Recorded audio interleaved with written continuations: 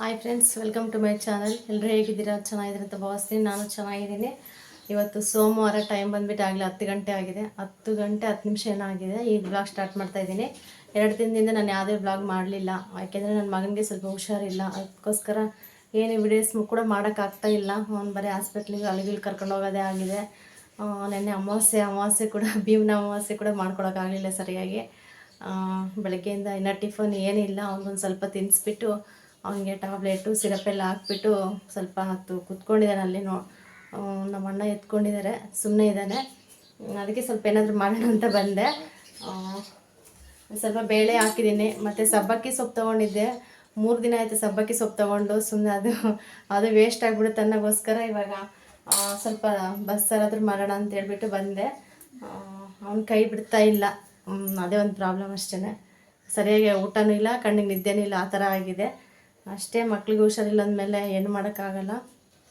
ಸೊಪ್ಪು ಸುಮ್ಮನೆ ವೇಸ್ಟ್ ಆಗುತ್ತೆ ಅಂತೇಳ್ಬಿಟ್ಟು ಸ್ವಲ್ಪ ಪಲ್ಯನಾದರೂ ಮಾಡ್ಕೊಂಡು ತಿನ್ನೋಣ ಅಂತೇಳ್ಬಿಟ್ಟು ಬಂದೆ. ಇವಾಗ ಬೇಳೆ ಹಾಕಿದ್ದೀನಿ, ಸ್ವಲ್ಪ ಸೊಪ್ಪು ಹಾಕ್ಬಿಟ್ಟು ಒಂದು ವಿಸಲ್ ಓಡಿಸ್ತೀನಿ, ಬೇಗ ನುಣ್ಣಗಾಗುತ್ತೆ.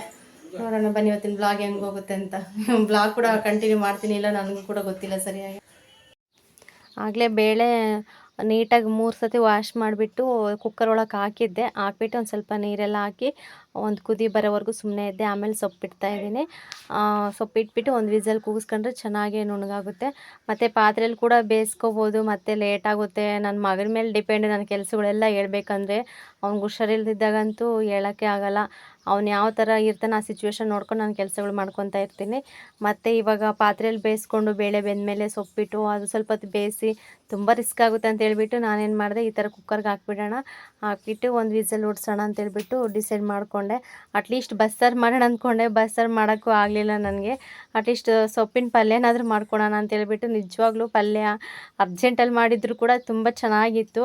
ಹೊಟ್ಟೆ ತುಂಬ ಊಟ ಮಾಡಿದೆ, ನೆಮ್ಮದಿಗೆ ಊಟ ಮಾಡಿದೆ ಅಂತ ಹೇಳ್ಬೋದು ನಾನು. ನಿಜವಾಗ್ಲೂ ಅಷ್ಟೊಂದು ಇದಾಗಿತ್ತು ನನಗೆ. ಹಂಗೆ ಒಂದು ಕಡೆ ಅನ್ನಕ್ಕೂ ಕೂಡ ಇಟ್ಟಿದ್ದೆ. ಒಂದು ಸ್ವಲ್ಪ ಪಾತ್ರೆಯಲ್ಲಿ ಅನ್ನ ಹಾಕಿಟ್ಬಿಟ್ಟು ಈಗ ಕುಕ್ಕರ್ಗೆ ಸೊಪ್ಪೆಲ್ಲ ಹಾಕೋಣ ಅಂತ ಹೇಳ್ಬಿಟ್ಟು 2 ಒಲೆಯಲ್ಲಿ ಮಾಡ್ತಾಯಿದ್ದೀನಿ. ಹಾಗೇ ನಮ್ಮ ಟೈಮ್ ನೋಡ್ಕೊಂಡು ನಾವು ಬೇಗ ಬೇಗ ಕೆಲಸಗಳು ಮಾಡ್ಕೋಬೇಕಾಗುತ್ತೆ. 3 ದಿನದಿಂದ ನಾನು ಸರಿಯಾಗಿ ಏನು ಕೆಲಸಗಳು ಸಮೇತ ಮಾಡಿರಲಿಲ್ಲ. ಮತ್ತು ಕ್ಲೀನಿಂಗ್ ಕೆಲಸ ಎಲ್ಲ ಹಂಗೆ ಇತ್ತು. ಮತ್ತು ಭಾನುವಾರ ಅಮಾವಾಸ್ಯೆನೂ ಮಾಡಲಿಲ್ಲ, ಮತ್ತು ಶನಿವಾರ ಸರಿಯಾಗಿ ವಾರನೂ ಮಾಡಿಲ್ಲ. ಏನೋ ಒಂಥರ ಅನ್ನಿಸ್ತಾ ಇತ್ತು ಮನಸ್ಸಿಗೇನೆ, ಒಂಥರ ನೆಮ್ಮದಿನೇ ಇರಲಿಲ್ಲ, ಆ ಥರ ಅನ್ನಿಸ್ತಾ ಇತ್ತು. ಮತ್ತು ಶ್ರಾವಣ ಸೋಮವಾರನಾದರೂ ಮಾಡೋಣ ಅಂತೇಳ್ಬಿಟ್ಟು ಲೇಟಾಗಿ ಎಲ್ಲ ಕೆಲಸಗಳು ಮಾಡ್ಕೊತಾ ಇದ್ದೀನಿ. ಏನು ಇರಲಿ ಬಿಡು, ಸಾಯಂಕಾಲ ಟೈಮ್ ಪೂಜೆ ಮಾಡತ್ತಾನೆ. ಬೆಳಗ್ಗೆ ಟೈಮ್ ಅಂತೂ ನನಗೆ ಆಗಲ್ಲ ಟೈಮು ಮ್ಯಾನೇಜ್ ಮಾಡೋಕ್ಕೆ. ಬೆಳಗ್ಗೆ ಟೈಮೆಲ್ಲ ಕ್ಲೀನ್ ಮಾಡಿಕೊಂಡು ಪೂಜೆ ಮಾಡೋಕ್ಕೆ ಟೈಮ್ ಸಿಗೋಲ್ಲ ನನಗೆ. ಅದಕ್ಕೆ ನಾನೆಲ್ಲ ಬಂದುಬಿಟ್ಟು ಸಾಯಂಕಾಲನೇ ನಾನು ಆದಷ್ಟು ಎಲ್ಲ ಸಾಯಂಕಾಲದಷ್ಟೊತ್ತಿಗೆ ಎಲ್ಲ ಕೆಲಸ ಎಲ್ಲ ಮುಗಿಸ್ಕೊಂಬಿಟ್ಟು ನೈಟೇ ಸಾಯಂಕಾಲನೇ ನಾನು ಪೂಜೆ ಮಾಡ್ತೀನಿ. ಆದರೂ ಕೂಡ ಮತ್ತೊಂದು ಸ್ವಲ್ಪ ಕೋಲ್ಡ್ ಬೇರೆ ಆಗಿತ್ತು. ಇಷ್ಟು ದಿನ 2 ದಿನ ಜ್ವರ ಬಂದಿತ್ತು, ಇವತ್ತು ಸ್ವಲ್ಪ ಕೋಲ್ಡ್ ಆಗಿತ್ತು ಅವನಿಗೆ. ಕೋಲ್ಡ್ ಆದರೆ ಗೊತ್ತಲ್ಲ, ಮಕ್ಕಳಿಗೆ ತುಂಬ ಇರಿಟೇಷನ್ ಆಗ್ತಾ ಇರುತ್ತೆ. ಅದು ಗೊಣ್ಣೆ ಹಗಲೆಲ್ಲ ಬರೋದ್ರಿಂದ ಅವ್ರಿಗೆ ಏನೇ ಬರ್ತಾಯಿದೆ, ಕೈಗೆಲ್ಲ ಆಗ್ತಾಯಿದೆ, ಅಂಟಾಗ್ತಾಯಿದೆ ಅನ್ನೋ ಫೀಲಿಂಗ್ ಬರುತ್ತಲ್ವ. ಅವಾಗಂತೂ ನನ್ನ ಮಗ ಸುಮ್ಮನೆ ಒಂಥರ ಮಾಡ್ಕೊಂಡ್ಬಿಡ್ತಾನೆ. ಮುಖ ಎಲ್ಲ ಅಮ್ಮ ಕಕ್ಕ ಬಂತು ಬಾ ಬಾ ಅಂತ ಹಠ ಮಾಡ್ತಾ ಇರ್ತಾನೆ. ಅದು ಕ್ಲೀನ್ ಮಾಡೋವರೆಗೂ ಬಿಡಲ್ಲ. ಹೆಂಗೆ ಅವ್ನು ನೋಡಿಕೊಂಡು ಸ್ವಲ್ಪ ಹೊತ್ತು ಹಂಗೆ ಎತ್ಕೊಂಡು ಸುತ್ತಾಡಿ ಇದು ಮಾಡೋಷ್ಟೊತ್ತಿಗೆ ಸ್ವಲ್ಪ ಹಂಗೆ ಒಂದು ವಿಸಲ್ ಬಂತು. ವಿಸಲ್ ಬಂದ ತಕ್ಷಣ ನಾನು ಇಳಿಸ್ಬಿಟ್ಟು ಸೊಪ್ಪೆಲ್ಲ ಬಸಿತಾ ಇದ್ದೀನಿ. ನಿಜವಾಗ್ಲೂ ಬಸ್ಸಾರು ಮಾಡೋಣ ಅಂತ ತುಂಬ ಆಸೆ ಇತ್ತು, ಬಟ್ ನಂಗೆ ಮಾಡೋಕ್ಕೆ ಆಗಲಿಲ್ಲ. ಅದಕ್ಕೆ ಬಿಡು, ಅಟ್ಲೀಸ್ಟ್ ಸೊಪ್ಪಾದರೂ ಮಾಡಿ ಪಲ್ಯನಾದರೂ ಮಾಡ್ಕೊಂಡು ತಿನ್ನೋಣ ಅಂತೇಳ್ಬಿಟ್ಟು ಪಲ್ಯ ಮಾಡ್ತಾಯಿದ್ದೀನಿ. ಅಷ್ಟೇ, ನಾವು ಅಂದ್ಕೊಳ್ಳೋದೇನೂ ಆಗಲ್ಲ. ಅದಕ್ಕೇನೆ ಅವನ ಮೇಲೆ ಡಿಪೆಂಡ್ ಅಲ್ವಾ. ಇನ್ನೇನು ಆ ಕಡೆನೂ ಸ್ವಲ್ಪ ಅನ್ನ ಆಗಿತ್ತು, ಅನ್ನ ಇಳಿಸ್ಬಿಟ್ಟು ನೈಟ್ದು ಸ್ವಲ್ಪ ಬದನೇಕಾಯಿ ಬಜ್ಜಿ ಇತ್ತು, ಅಂದರೆ ಬಜ್ಜಿ ಮಾಡಿದ್ವಿ. ಅದು ಹಂಗೆ ಎತ್ತಿಟ್ಟಿದ್ದೆ ಸ್ವಲ್ಪ, ಅದು ನನಗೆ ಸ್ವಲ್ಪ ಬಿಸಿ ಮಾಡಿ ಇವಾಗ ಸ್ವಲ್ಪ ಪಲ್ಯ ಮತ್ತು ಅನ್ನ ಬಜ್ಜಿ ಅದನ್ನೇ ಸ್ವಲ್ಪ ತಿನ್ಕೊಂಡು ಸುಮ್ಮನೆ ಆದೆ. ನಿಜವಾಗ್ಲೂ ಹೊಟ್ಟೆಂದು ತುಂಬ ಹಶ್ವಾಗಿತ್ತು. ಲೇಟ್ ಬೇರೆ ಆಗಿತ್ತು. ಇದೆಲ್ಲ ಮಾಡೋಷ್ಟೊತ್ತಿಗೆ ಟೈಮ್ ಬಂದುಬಿಟ್ಟು ಆಗಲೇ 11 ಗಂಟೆ ಮೇಲೇ ಆಗಿತ್ತು ಅಂತ ಹೇಳ್ಬೋದು. ಅಷ್ಟೊತ್ತಾಗಿತ್ತು. ಬೇಗ ಸ್ವಲ್ಪ ಊಟ ಒಂದು ಮಾಡೋಣ ಅಂತೇಳ್ಬಿಟ್ಟು ಬೇಗ ಬೇಗ ಮಾಡಿಕೊಂಡೆ. ಆದರೂ ಕೂಡ ಅವ್ನು ತುಂಬ ಆಟ ಮಾಡ್ತಾ ಇದ್ದ. ಮತ್ತು ಚಿಕ್ಕಮ್ಮ ಬೇರೆ ಇರಲಿಲ್ಲ, ಅವರು ಕೆಲ್ಸಕ್ಕೆ ಹೋಗಿದ್ರು. ಅವ್ರಿಗೆ ಹೋಗೋಕೆ ಇಷ್ಟನೇ ಇರಲಿಲ್ಲ, ಬಟ್ ಏನು ಮಾಡೋದು, ಅವರು ಬರ್ತಾರಲ್ಲ, ತೋಟದವ್ರು ಬಂದುಬಿಟ್ಟು ಬರಲೇಬೇಕು ಅಂತ ಇದು ಮಾಡ್ತಾ ಇರ್ತಾರೆ. ಇವರು ಒಪ್ಕೊಂಡಿರ್ತಾರಲ್ಲ ಕೆಲಸನ, ಅದಕ್ಕೆ ಅವರು ಹೋಗಲೇಬೇಕಾಗುತ್ತೆ. ಬೇಗ ಬಂದುಬಿಡ್ತೀನಮ್ಮ, ಒಂದು 12 ಗಂಟೆ 12:30ಗೆ ಹಂಗೆ ಸುಧಾರಿಸ್ಕೊಂಡು ಸ್ವಲ್ಪ ಹೊತ್ತು ನೋಡಿಕೊಂಡು ಇರು ಅಂತ ಹೇಳಿದ್ರು. ನೀನೇನು ಅಡುಗೆ ಮಾಡ್ಕೊಂಡು ತಿನ್ನೋಕೆ ಹೋಗಬೇಡ, ಮನೇಲಿ ಮುದ್ದೆ ಮತ್ತು ಚಟ್ನಿ ಮಾಡಿಟ್ಟಿದ್ದೀನಿ ತೊಗೊಂಬಂದು ತಿನ್ನು ಅಂತ ಹೇಳೋಗಿದ್ರು ಮುಂಚೆನೇ. ನಾನಿನ್ನೇನು ನನಗೆ ಯಾಕೋ ಏನಾದರೂ ಮಾಡ್ಕೊಂಡು ತಿನ್ನೋಣ ಅಂತ ಅನಿಸ್ತಾ ಇತ್ತು. ಸೊಪ್ಪು ಬೇರೆ ಇತ್ತಲ್ವ, ನೋಡಿಬಿಟ್ಟೆ. ನೋಡಿದ ತಕ್ಷಣ ಸೊಪ್ಪೆಲ್ಲ ಮತ್ತೆ ವೇಸ್ಟ್ ಆಗಿಬಿಡುತ್ತೆ ಅಂತ ಹೇಳ್ಬಿಟ್ಟು ಒಂದು ಸ್ವಲ್ಪ ಪಲ್ಯನಾದರೂ ಮಾಡೋಣ ಅಂತ ಹೇಳ್ಬಿಟ್ಟು ಮಾಡಿದೆ. ನೋಡ್ಬೋದು ಒಂದು ಸ್ವಲ್ಪ ಪಲ್ಯ ಮತ್ತು ಬಿಸಿ ಅನ್ನ ಮತ್ತು ಬಜ್ಜಿ, ನೈಟ್ ಬಜ್ಜಿ ಇತ್ತಲ್ಲ ಅದು ಸ್ವಲ್ಪ ಬಿಸಿ ಮಾಡಿ ಹೆಂಗೋ ಹಂಗೂ ಹಿಂಗೂ ಮಾಡಿ ಒಂದು ಸ್ವಲ್ಪ ಹೊಟ್ಟೆ ತುಂಬ ಊಟ ಮಾಡಿದೆ. ಊಟ ಮಾಡಿಬಿಟ್ಟು ಅಷ್ಟರಲ್ಲಿ ನನ್ನ ಮಗ ಕೂಡ ಮಲ್ಕೊಂಡು ಅವನಿಗೊಂದು ಸಿರಪ್ ಹಾಕ್ಬಿಟ್ಟು ಮಲಗಿಸ್ದೆ. ನೋಡ್ಬೋದು ಎಷ್ಟು ಮನೆಯಲ್ಲೇ ಯಾವ ಥರ ಇದೆ ಅಂತೇಳ್ಬಿಟ್ಟು. ಈ ಪಟ್ಲಿ ಮರಿ ಹತ್ರ ಅಂತೂ ಕಸ ಎಲ್ಲ ಹಂಗೆ ಇತ್ತು, ಮತ್ತು ಪಾತ್ರೆ ಎಲ್ಲ ಹೊರಗಡೆ ಇಟ್ಟಿದ್ದೆ, ಪಾತ್ರೆ ಎಲ್ಲ ತೊಳೆಯೋವು ಕೂಡ ಹಂಗೆ ಇದ್ದವು. ಮತ್ತು ಈ ಕಡೆ ನನ್ನ ಮಗನ ಕುತ್ಕೊಂಡು ಆಟ ಆಡ್ಸೋದು ಮಲಗಿಸೋದೆಲ್ಲ ಮಂಚ ಇದೆ ಎಕ್ಸ್ಟ್ರಾ ಒಂದು. ಆ ಮಂಚದ ಮೇಲೆ ಸ್ವಲ್ಪ ಜಾಸ್ತಿ ಹೊತ್ತು ಆಟ ಆಡಿಸ್ಕೊಂಡು ಅಲ್ಲೇ ಟೈಮ್ ಸ್ಪೆಂಡ್ ಮಾಡ್ತಾ ಇರ್ತೀವಿ. ಮನೇಲಿ ಕೂಡ ನೋಡಿ ಆ ಥರ ಎಷ್ಟೊಂದೆಲ್ಲ ಮೆಸ್ಸಿ ಆಗಿದೆ ಅಂತ ಹೇಳ್ಬೋದು. ಮತ್ತು ಮಲ್ಕೊಂಡಿದ್ನಲ್ವ, ಬೇಗ ಮುಗಿಸ್ಕೊಂಬಿಡೋಣ ಇದು ಕ್ಲೀನಿಂಗ್ ಕೆಲಸನಾದರೂ ಅಂತೇಳ್ಬಿಟ್ಟು ಬೇಗ ಬೇಗ ಮಾಡ್ಕೊತಾ ಇದ್ದೀನಿ ಅಷ್ಟೇ. ಒಟ್ಟು ನಮಗೇನೇ ಇರಲಿ ಮನೆ ಕೆಲಸ ಒಂದು ಆಗಿಬಿಟ್ರೆ ಹೊಟ್ಟೆಗೆ ತಿನ್ನಲಿ ಬಿಡಲಿ ಮನೆಯೆಲ್ಲ ಕ್ಲೀನ್ ಇರುತ್ತಲ್ಲ ಅನ್ನೋ ಒಂದು ಸಮಾಧಾನ ಇದ್ದೇ ಇರುತ್ತೆ ನಿಜವಾಗ್ಲೂ. ಅದೇ ಥರನೇ ನನಗೆ ಒಂದೆರಡು ದಿನದಿಂದ ನನ್ನ ಕೆಲಸ ನೀಟಾಗಿ ಇಲ್ದಿರೋದಕ್ಕೆ ನನಗೆ ಒಂಥರ ಅನ್ನಿಸ್ತಾ ಇತ್ತು. ಸರಿಯಾಗಿ ಪೂಜೆ ಮಾಡೋಕ್ಕೆ ಕೂಡ ನಂಗೆ ಮನಸ್ಸು ಬರ್ತಾ ಇರಲಿಲ್ಲ. ಅದಕ್ಕೆ ಅಟ್ಲೀಸ್ಟ್ ಇವತ್ತು ಶ್ರಾವಣ ಸೋಮವಾರ ಚೆನ್ನಾಗಿ ಮಾಡೋಣ ಅಂತೇಳ್ಬಿಟ್ಟು ಎಲ್ಲ ಮಾಡೋಕ್ಕೆ ಟ್ರೈ ಮಾಡ್ತಾಯಿದ್ದೆ. ಎಷ್ಟು ನಾನು ಟ್ರೈ ಮಾಡಿದ್ರು ಕೂಡ ಒಂದೊಂದು ಸತಿ ಜಾಸ್ತಿ ಟೈಮ್ ತೊಗೊಂಡ್ಬಿಟ್ಟೆ. ನಾನು ಇವತ್ತು ಬೆಳಗ್ಗೆಯಿಂದ ಸಂಜೆವರೆಗೂ ಬರೀ ಅದೇ ಕೆಲಸದಲ್ಲೇ ಇರ್ತಾಯಿದ್ದೆ. ಅಂದರೆ ಈ ಕಡೆ ಅಂಗಡಿ ಬೇರೆ ಇದಲ್ವ, ಅಂಗಡಿ ಕೂಡ ಬರ್ತಾಯಿದ್ರು. ಮತ್ತು ನನ್ನ ಮಗನ ಸ್ವಲ್ಪ ನೋಡ್ಕೋಬೇಕು, ಆ ಥರ ಆಯಿತು. ಚಿಕ್ಕಮ್ಮ ಬರೋವರೆಗೂ ಒಂದು ಸ್ವಲ್ಪ ನನಗೆ ಕಷ್ಟ ಅನ್ನಿಸ್ತು. ಆಮೇಲೆ ಬಂದಮೇಲೆ ಅವನ್ನ ಕರ್ಕೊಂಡ್ರಲ್ವ, ಇನ್ನು ಸ್ವಲ್ಪ ಈಸಿ ಆಯಿತು ನನಗೆ. ಮತ್ತು ಮನೆ ಕೆಲಸಗಳೆಲ್ಲ ಬೇಗ ಬೇಗ ಮಾಡ್ಕೊಳ್ಳೋಕ್ಕೂ ಕೂಡ ನನಗೆ ಈಸಿ ಆಯಿತು ಅಂತ ಹೇಳ್ಬೋದು. ಈಗ ಕಸ ಎಲ್ಲ ಗುಡ್ಸ್ಕೊಬರ್ತಾಯಿದ್ದೀನಿ. ಪಾತ್ರೆ ಎಲ್ಲ ಹೊರಗಡೆ ಇಟ್ಬಿಟ್ಟು ಎಲ್ಲ ಕಸ ಗುಡ್ಸ್ಕೊಬರ್ತಾಯಿದ್ದೀನಿ. ಮತ್ತು ಒಂದು ಸ್ವಲ್ಪ ಧೂಳೆಲ್ಲ ಇತ್ತು, ಧೂಳೆಲ್ಲ ತೆಗೆದು ಮತ್ತು ಒಳಗಿಂದೆಲ್ಲ ಫಸ್ಟ್ ಕಸ ಗುಡಿಸಿ ಎಲ್ಲ ಕ್ಲೀನ್ ಮಾಡಿದೆ. ಮತ್ತು ಡಬ್ಬ ಎಲ್ಲ ಒರೆಸ್ಕೊಂಡ್ಬಿಟ್ಟು ಅದೆಲ್ಲ ಮಾಮೂಲಿ ಇರುತ್ತಲ್ಲ ಕೆಲಸ ಎಲ್ಲ ಮುಗಿಸ್ಕೊಂಡು ಮತ್ತು ಹೊರಗಡೆ ಬಂದೆ. ಹೊರಗಡೆ ಬಂದುಬಿಟ್ಟಿಲ್ಲ ಇವಾಗ ಕಸ ಎಲ್ಲ ಗುಡಿಸ್ತಾ ಇದ್ದೀನಿ. ಇಷ್ಟು ಡೈಲಿ ಏನಿಲ್ಲ ಅಂದರೆ ಇಷ್ಟು ಕೆಲಸ ಇದ್ದೇ ಇರುತ್ತೆ ಎಲ್ರಿಗೂ. ಮನೇಲಿ ಮೇನ್ ಆಗಿರೋ ಕೆಲಸಗಳಂದರೆ ಇಷ್ಟೇ. ಈಗ ಪಾತ್ರೆ ತೊಳೆಯೋದು, ಅಡುಗೆ ಮಾಡೋದು, ಮತ್ತು ಮನೆ ಕ್ಲೀನಿಂಗು, ಹೊರಗಡೆ ಎಲ್ಲ ಕ್ಲೀನ್ ಮಾಡೋದು ಅದು ಇದ್ದೇ ಇರುತ್ತೆ. ಅಷ್ಟೇ ಕೆಲಸ ಅಂದಮೇಲೆ ಹಿಂಗೇನಾದರೂ ಮಕ್ಳು ಕೈ ಬಿಡ್ದಿದ್ದಾಗ ಮತ್ತು ಅವ್ರಿಗೆ ಹುಷಾರಿಲ್ದಾಗ ಒಂಥರ ಸ್ವಲ್ಪ ಯಾರು ನೋಡ್ಕೊಳ್ಳೋರು ಇಲ್ಲದಿದ್ದಾಗ ಒಬ್ಬರೇ ಮ್ಯಾನೇಜ್ ಮಾಡೋದಂತೂ ತುಂಬ ಕಷ್ಟ. ಒಂದೊಂದು ಸರಿ ನನಗೂ ಹಂಗೆ ಅನಿಸ್ಬಿಡುತ್ತೆ. ಎಲ್ಲರೂ ಇದ್ಬಿಡ್ತಾರೆ ಒಂದು ಸತಿ ಮನೆಯಲ್ಲಿ, ಇಲ್ಲಾಂದರೆ ಒಬ್ಬರು ಇರೋದಿಲ್ಲ, ಆ ಥರ ಕೆಲ್ಸಕ್ಕೆ ಹೋಗ್ಬಿಡ್ತಾರೆ. ಆ ಥರ ಆಗ್ಬಿಡುತ್ತೆ ಒಂದೊಂದು ಸತಿ. ಇಂಥ ಟೈಮಲ್ಲಂತೂ ನನಗೆ ಸುಧಾರ್ಸೋಕ್ಕೆ ಆಗಲ್ಲ ನನ್ನ ಮಗನ ಹೇಳ್ಬೇಕಂದ್ರೆ. ಆದರೂ ಕೂಡ ಹಂಗೆ ಮ್ಯಾನೇಜ್ ಮಾಡಿಕೊಂಡು ಮಾಡ್ಕೊಂಡು ಹೋಗ್ತಾಯಿದ್ದೀನಿ. ನೀವೆಲ್ಲರೂ ಕೂಡ ಭೀಮನ ಅಮಾವಾಸ್ಯೆ ಚೆನ್ನಾಗಿ ಮಾಡಿದ್ದೀರಾ ಅಂತ ಅಂದ್ಕೊಂಡಿದ್ದೀನಿ. ಬಟ್ ನಾನಂತೂ ಯಾವ ಸತಿನೂ ನಾನು ಮಾಡಿಲ್ಲ. ಅಂದರೆ ಮತ್ತೆ ಗಂಡನ ಪಾದ ಪೂಜೆ ಎಲ್ಲ ಮಾಡ್ತಾ ಇರ್ತಾರೆ ಕೆಲವರು, ನೀವು ಕೂಡ ಮಾಡ್ತಿರ್ತೀರ ಅನಿಸುತ್ತೆ. ಆದರೆ ನಾನಂತೂ ಮಾಡಿಲ್ಲ, ಒಂದು ಸತಿನೂ ನಾನು ಯಾವತ್ತೂ ಮಾಡೇ ಇಲ್ಲ ಈ ಅಮಾವಾಸ್ಯೆನ. ಮಾಮೂಲಿ ನಾರ್ಮಲಾಗೆ ನಾವು ಬರೋ ಅಮಾವಾಸ್ಯೆಗಳು ಯಾವ ಥರ ಪೂಜೆ ಮನೇಲಿ ಯಾವ ಥರ ಮಾಡ್ತಿರ್ತೋ ಆ ಥರ ಮಾಡ್ತೀನಿ ಅಷ್ಟೇ. ಎಕ್ಸ್ಟ್ರಾ ಅದು ಬಿಟ್ಟರೆ ನಾನು ಇನ್ನೇನು ಬೇರೆ ಮಾಡಲ್ಲ. ಮತ್ತು ಪಾದ ಪೂಜೆ ಅದು ಇದು ಅಂತ ನಾನೇನು ಮಾಡೋಕ್ಕೋಗಲ್ಲ. ಅಂದರೆ ನಮಗಿರೋ ಪ್ರೀತಿ ಇರುತ್ತೆ, ಅವ್ರಿಗೂ ನಮ್ಮ ಮೇಲಿರೋ ಪ್ರೀತಿ ಇದ್ದೇ ಇರುತ್ತೆ ಅಂತ ಹೇಳ್ಬೋದು. ನಾನು ಆ ಥರನೂ ನಾನೇನಾದರೂ ಮಾಡೋಕ್ಕೆ ಟ್ರೈ ಮಾಡಿದ್ರು ಮಾಡಿಸ್ಕೊಂತ ನಾನು ಕೇಳಿದ್ರು ಕೂಡ ನಮ್ಮ ಮನೆಯವರು ಅದೆಲ್ಲ ಏನು ಬಿಡು ಸಾಕು ಬೇಡ ಅಂತ ಹೇಳ್ಬಿಡ್ತಾರೆ. ಅವರೇ ಮುಂಚೆ ಮಾಡಿಸ್ಕೊಳ್ಳಲ್ಲ ಅವರು. ಇನ್ನೇನು ಅವ್ರಿಗೆ ಫೋರ್ಸ್ ಮಾಡಿದೆ ಅಂತ ಹೇಳ್ಬಿಟ್ಟು ನಾನು ಫೋರ್ಸ್ ಮಾಡೋಕ್ಕೆ ಹೋಗಲ್ಲ. ನಮ್ಮ ಮನೆಯವ್ರ ಮದುವೆಯಲ್ಲಿ ನಮ್ಮ ಮನೆಯವ್ರ ಕಾಲಿಗೆ ಮುಗ್ದಿದ್ದೆ ಲಾಸ್ಟ್. ಇವತ್ತಿನವರೆಗೂ ಕೂಡ ನಾನು ಒಂದಿನನೂ ಅವ್ರ ಕಾಲಿಗೆ ಮುಗ್ದಿಲ್ಲ ಹೇಳ್ಬೋದು. ಅದು ನಿಜನೇ. ನನಗೆ ಈ ಥರ ಎಲ್ಲರೂ ಮಾಡ್ತಾಯಿರ್ತಾರಲ್ಲ, ನಾವು ಮಾಡ್ಕೊಳ್ಳೋಣ ಅಂತ ಅನಿಸ್ತಿರುತ್ತೆ. ಆಮೇಲೆ ಬಿಡು, ನಾವು ಫಸ್ಟಿಂದ ಮಾಡ್ಕೊಬಂದಿದ್ರೆ ಮಾಡ್ಬೋದು, ಇವಾಗ ಇವೆಲ್ಲ ಏನು ಹೊಸ್ದಾಗಿ ಅಂತ ಅನಿಸ್ಬಿಡುತ್ತೆ. ಅದಕ್ಕೆ ನಾನು ಏನೋ ಆ ಥರ ಮಾಡೋಕ್ಕೆ ಹೋಗಲ್ಲ. ನಾರ್ಮಲಾಗೆ ಮಾಮೂಲಿ ಮನೇಲಿ ಯಾವ ಥರ ಅಮಾವಾಸ್ಯೆ ಪೂಜೆ ಮಾಡ್ತೀವೋ ಆ ಥರ ಮಾಡ್ಕೊಂಡು ಹೋಗ್ತೀನಿ ಅಷ್ಟೇ. ಅಂದರೆ ಅವರು ಹಿಂದಿನಿಂದ ನಡ್ಸ್ಕೊಬಂದಿರೋ ಆಚಾರ ವಿಚಾರ ಹೆಂಗಿರುತ್ತೋ ಆ ಥರ ಅವ್ರ ಮೇಲೆ ಡಿಪೆಂಡ್ ಆಗುತ್ತೆ.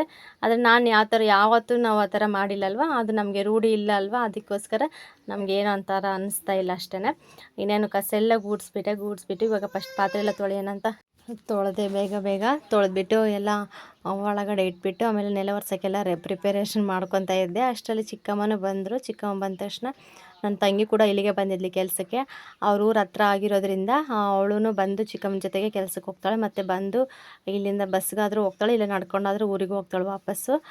ಯಾಕೆಂದರೆ 3 ಜನ ಮಕ್ಕಳಲ್ವ, ಸ್ಕೂಲ್ಗೆ ಹೋಗಿರ್ತಾರೆ ಎಲ್ಲರೂ. ಅವ್ರು ಬರೋಷ್ಟೊತ್ತಿಗೆ ಇವಳು ಮನೆಗೆ ಹೋಗ್ಬಿಟ್ಟು ಅಲ್ಲೆಲ್ಲ ಕೆಲಸಗಳೆಲ್ಲ ಮಾಡ್ಕೋಬೇಕಲ್ವ, ಅದಕ್ಕೆ ಬಂದು ಹೋಗ್ತಾ ಇರ್ತಾಳೆ. ಇನ್ನೇನೆಲ್ಲ ತೊಳೆದು ಎಲ್ಲ ಕ್ಲೀನ್ ಮಾಡಿದೆ. ಅವರು ಬಂದ ತಕ್ಷಣ ಇನ್ನೇನು ನನಗೂ ಕೂಡ ಯಾಕೋ ಟೀ ಕುಡಿಬೇಕಂತ ಅನಿಸ್ತಾ ಇತ್ತು. ಅವ್ರು ಬಂದ ತಕ್ಷಣ ಟೀ ಕುಡಿ ಎಲ್ಲ ಮಾಡಿಕೊಟ್ಟು ಸ್ವಲ್ಪ ಹೊತ್ತು ಅವ್ರ ಹತ್ರ ಮಾತಾಡ್ಕೊಂಡು ಕೂತ್ಕೊಂಡು ಮತ್ತು ಹೆಂಗೆ ಮಾಡೋದು ಗುಂಡನಿಗೆ ಅಂತೇಳ್ಬಿಟ್ಟು ಇನ್ನು ಸ್ವಲ್ಪ ಜ್ವರ ಕಮ್ಮಿ ಆಗಿರಲಿಲ್ಲ. ಅದಕ್ಕೆ ನಾವು ಡಿಸ್ಕಸ್ ಮಾಡಿದ್ವಿ, ಇಲ್ಲ ನಾಳೆ ಹೋಗೋಣ, ಹೋಗ್ಬಿಟ್ಟು ಇನ್ನೊಂದು ಸತಿ ಹಾಸ್ಪಿಟ್ಲಿಗೆಲ್ಲ ತೋರಿಸ್ಕೊಂಬರೋಣ. ಮತ್ತು ನಾಳೆ ಮಂಗಳವಾರ ಆಗಿರೋದ್ರಿಂದ ಹಂಗೆ ತಾಯಿನ ಹಾಕ್ಸ್ಕೊಂಡು ಬರೋಣ ಅಂತೇಳ್ಬಿಟ್ಟು ಮಾತಾಡ್ತಾ ಇದ್ವು. ನಮ್ಮದು ರೋಡ್ ಸೈಡ್ ಮನೆ ಆಗಿರೋದ್ರಿಂದ ಈಗ ತಾಯ್ತ ಹಾಕ್ಸ್ಕೊಂಡು ಬಂದಿರ್ತಾರಲ್ಲ ಮಕ್ಕಳು, ಆ ಮಕ್ಕಳದು ಕೂಡ ನನ್ನ ಮಗನಿಗೆ ಒಂದೊಂದು ಸತಿ ತಗಲಿಬಿಡುತ್ತೆ. ಆ ಥರ ಆಗುತ್ತೆ. ಅದೊಂದು ಇದು ಆ ಥರ ಆದ ತಕ್ಷಣ ಆಗಲೇ ಗೊತ್ತಾಗ್ಬಿಡುತ್ತೆ ಮಕ್ಕಳು ಯಾವ ಥರ ಇರ್ತಾರೆ ಅಂತೇಳ್ಬಿಟ್ಟು. ಅದಕ್ಕೆ ಸ್ವಲ್ಪ ಕಷ್ಟ ನಮಗೆ. ಅವ್ನಿಗೆ ಅವಾಗ ಹುಷಾರಿಲ್ದಿದ್ದಂಗೆ ಆಗ್ತಾಯಿರುತ್ತೆ. ಅದಕ್ಕೆ ಹೋಗಿ ಹಾಕ್ಸ್ಕೊಂಬರೋಣ ಅಂತ ಮಾತಾಡ್ತಿದ್ವಿ. ಇನ್ನೇನು ಅವರೆಲ್ಲ ಟೀ ಎಲ್ಲ ಕುಡಿದು ಎಲ್ಲ ಊರಿಗೆ ಹೋದ್ಲು ಅವಳು. ನಮ್ಮ ಚಿಕ್ಕಮ್ಮನ ಮನೆಗೆ ಹೋಯಿತು. ಅಷ್ಟರಲ್ಲಿ ನಾನು ಎಲ್ಲ ಒರೆಸ್ಕೊಬಂದೆ. ಹೊರಗಿಂದ ಒರೆಸ್ಬಿಟ್ಟು ಮತ್ತು ಒಳಗಿಂದೆಲ್ಲ ಒರೆಸಿ ಪಾತ್ರೆ ಎಲ್ಲ ಹಂಗೆ ಇಟ್ಟಿದ್ದೆ, ಇನ್ನು ಜೋಡಿಸಿಲ್ಲ ಸ್ಟ್ಯಾಂಡಿಗೆ. ಇಲ್ಲಿ ನೋಡಿ ನನ್ನ ಮಗ ಬಂದುಬಿಟ್ಟು ಯಾವಾಗ ನೆನೆಸ್ಕೊತಾನೆ ಅವಾಗಲೇ ಅವನಿಗೆ ನನಗೆ ಊದಿನ ಕಡ್ಡಿ ಹಚ್ಕೊಡು, ನಾನು ಸ್ವಾಮಯ್ಯ ಮಾಡಬೇಕು ಅಂತ ಕೇಳ್ತಾನೆ ಇರ್ತಾನೆ. ಯಾವಾಗ ನೆನೆಸ್ಕೊಂಡ್ರು ಅಷ್ಟೇ ಈ ಥರ ಹಚ್ಕೊಟ್ರೆ ಮಾತ್ರ ಸುಮ್ಮನೆ ಆ ಫೋಟೋಗೆಲ್ಲ ಹೋಗೋದು, ಕೈ ಮುಗಿಯೋದು ಆ ಥರ ಎಲ್ಲ ಮಾಡ್ತಾಯಿರ್ತಾನೆ. ಇದೊಂದು ಒಳ್ಳೆ ಹ್ಯಾಬಿಟ್ ಅಂತ ಹೇಳ್ಬೋದು ನನ್ನ ಮಗಂದು.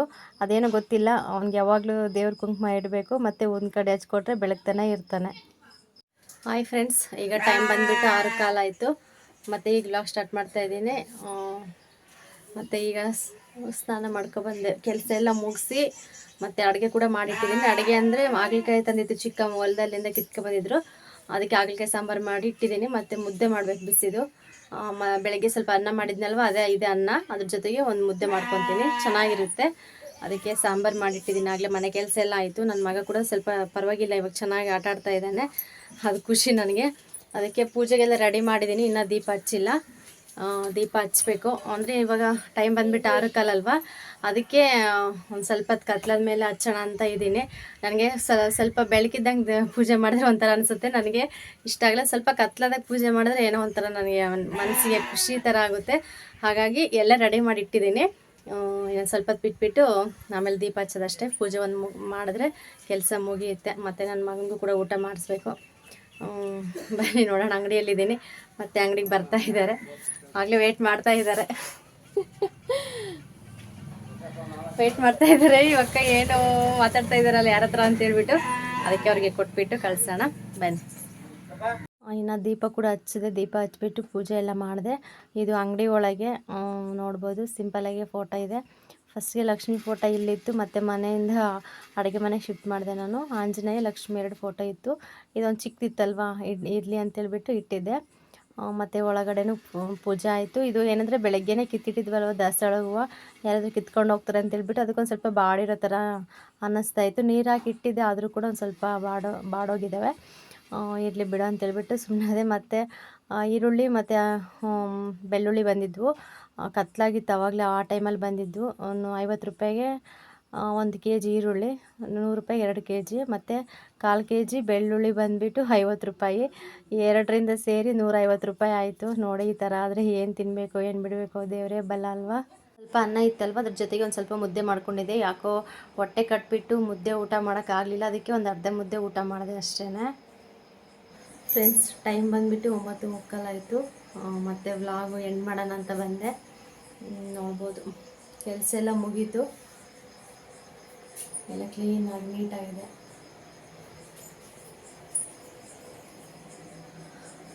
ಪಾತ್ರೆಗಳು ತೊಳೆದಿದ್ದೀನಿ. ಪಾತ್ರೆ ಎಲ್ಲ ತೊಳೆದಿಟ್ಟು ಸ್ಟ್ಯಾಂಡ್ಗೆ ಹಾಕಿಲ್ಲ, ಸುಮ್ಮನೆ ಇಟ್ಟಿದ್ದೀನಿ. ಬೆಳಗ್ಗೆ ಎದ್ದ ತಕ್ಷಣ ಎಲ್ಲ ಇನ್ನೊಂದ್ಸತಿ ಕ್ಲೀನ್ ಮಾಡಬೇಕಲ್ಲ, ಅವು ಸ್ಟ್ಯಾಂಡಿಗೆ ಜೋಡಿಸಿದ್ರೆ ಆಯ್ತು ಅಂತೇಳ್ಬಿಟ್ಟು ಪಾತ್ರೆಯನ್ನು ಜೋಡಿಸ್ಲಿಲ್ಲ, ಹಾಗೆ ಇದ್ದಾವೆ. ಇನ್ನು ಅಂಗಡಿ ಕೂಡ ಬಾಗ್ಲು ಹಾಕಿದ್ದೀನಿ, ಆಗ್ಲೇನು ಹೋಗ್ಬೋದು. ಅಂಗಡಿ ಬಾಗ್ಲು ಹಾಕಿದ್ದೀನಿ. ನನ್ನ ಮಗನೂ ಮಲಗಿದ್ದಾನೆ, ಈ ಕಡೆ ಚಿಕ್ಕಮ್ಮನೂ ಮಲಗಿದ್ದಾರೆ. ಇವಾಗ ನಾನು ಮಲಗಬೇಕಷ್ಟೇ. ಇನ್ನೇನು ಟೈಮ್ ಆಯ್ತು, ಆಗಲೇ 10 ಗಂಟೆ ಒಳಗೇ ಸ್ವಲ್ಪ ಮಲಗೋಕೆ ಟ್ರೈ ಮಾಡ್ತೀನಿ ಇವಾಗ. ಯಾಕೆಂದರೆ ಮಧ್ಯಾಹ್ನ ನನ್ನ ಮಗ ಎದ್ಬಿಡ್ತಾನೆ ಯಾವಾಗಾದ್ರೂ ಒಂದು ಸರಿ, ಅದಕ್ಕೋಸ್ಕರ ಅಷ್ಟೇ. ಅವ್ನು ಮಲ್ಕೊಂಡಾಗ ಸ್ವಲ್ಪ ಹೊತ್ತು ಮಲ್ಕೊಳ್ಳೋಣ ಅಂತ ಅಂದ್ಕೊಂಡಿದ್ದೀನಿ. ನೋಡ್ಬೇಕು ಹೆಂಗಾಗುತ್ತೆ ಗೊತ್ತಿಲ್ಲ. ಒಂದೊಂದು ಸತಿ 10 ಗಂಟೆ 10:15 10:30 ಅಷ್ಟೊತ್ತಿಗೆ ಎದ್ಬಿಡ್ತಾನೆ. ಒಂದೊಂದು ಸತಿ ಎದ್ಬಿಟ್ಟು ಒಂದು ಸ್ವಲ್ಪ ಹೊತ್ತು ಹಠ ಮಾಡಿ ಮತ್ತೆ ತಟ್ಟಿ ಮಲಗಿಸಿದ್ರೆ ಮಾತ್ರ ಮಲಗ್ತಾನೆ. ಹುಷಾರಿಲ್ದಾಗ ಹಂಗೆ ಅವನು. ಚೆನ್ನಾಗಿದ್ದಾಗ ಏನಿಲ್ಲ, ಚೆನ್ನಾಗಿ ಮಲಗ್ತಾನೆ. ಅದಕ್ಕೋಸ್ಕರ ಬೇಗ ಮಲಗೋಣ ಅಂತೇಳ್ಬಿಟ್ಟು ನಾನು ಇವತ್ತು ಬೇಗನೆ ಅಂಗಡಿ ಕ್ಲೋಸ್ ಮಾಡಿದೆ. ಈ ವ್ಲಾಗ್ ಇಲ್ಲಿಗೆ ಎಂಡ್ ಆಗುತ್ತೆ ಫ್ರೆಂಡ್ಸ್. ಪ್ಲೀಸ್ ಇಷ್ಟ ಆದರೆ ಲೈಕ್ ಮಾಡಿ, ಕಮೆಂಟ್ ಮಾಡಿ, ಶೇರ್ ಮಾಡಿ. ಹಾಗೆ ಯಾರಾದರೂ ಹೊಸ್ದಾಗಿ ನನ್ನ ಚಾನಲ್ ನೋಡಿದ್ರೆ ಪ್ಲೀಸ್ ಸಬ್ಸ್ಕ್ರೈಬ್ ಮಾಡ್ಕೊಂಡು ನೋಡಿ ಅಂತ ಕೇಳ್ಕೊಳ್ತೀನಿ. ಹಾಗೆ ವಿಡಿಯೋನ ಫುಲ್ ಲೆಂತಾಗಿ ನೋಡಿ ಅಂತ ಕೇಳಿ ಈ ವ್ಲಾಗ್ ಇಲ್ಲಿಗೆ ಎಂಡ್ ಮಾಡ್ತೀನಿ ಫ್ರೆಂಡ್ಸ್. ಎಲ್ರಿಗೂ ಬಾಯ್.